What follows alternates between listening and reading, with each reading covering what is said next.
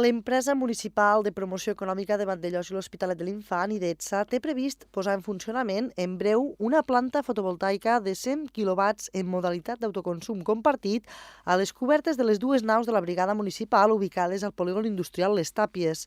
D'aquesta iniciativa es podran beneficiar les empreses del polígon que estiguin interessades a formar part de la futura comunitat energètica. Té una sèrie de plaques a les dues naus.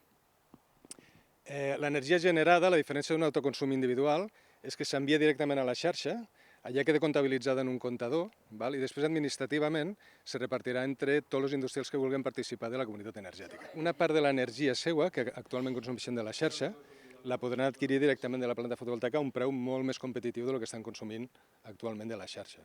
És a dir, cada un decidirà en quin tant per cent pot arribar a participar en funció de la gent que vulgui finalment participar dintre de la comunitat i després aquell tant per cent, cada hora que genera energia, els hi tocarà una part amb ells.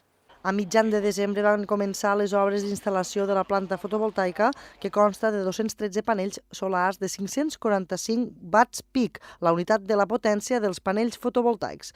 Els treballs, que van ser adjudicats a l'empresa Mateu Nierga SL per un import de gairebé 130.000 euros, finalitzaran aquest mateix mes. Després caldrà esperar el permís de la Direcció General d'Energia i d'Endesa per poder evacuar l'energia a la xarxa elèctrica. El model final de com funciona aquest tipus de sistema és, imaginem que aquesta planta, avui de 11 a 12, quan estigui en funcionament, genera 100 kWh. El comptador que es ficarà a capçalera, aquests 100 kWh queden registrats a aquesta hora. Però s'han anat cap a la xarxa, els està consumint el polígon, en definitiva, físicament els està consumint el polígon.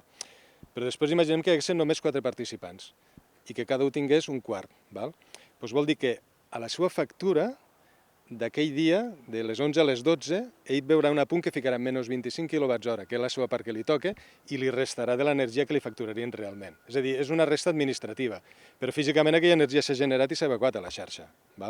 Es calcula que cap als primers mesos de 2023 la instal·lació estarà autoritzada per generar consum col·lectiu empresarial dins d'un primer radi de 500 metres al voltant de la planta fotovoltaica. Creem aquesta comunitat energètica en el polígon industrial que es podran beneficiar les empreses que estan ubicades aquí, per després expandir-ho a les zones residencials del municipi.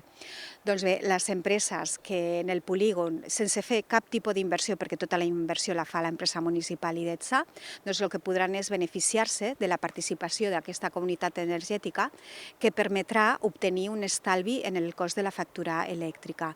I això és possible gràcies al model d'autoconsum compartit amb la creació d'aquesta instal·lació de generació elèctrica fotovoltaica aquí a la coberta de la nau, que és titularitat d'IDETSA, titularitat pública municipal. Precisament IDETSA va desplegar la xarxa de fibra òptica al polígon industrial i després a les zones residencials del municipi.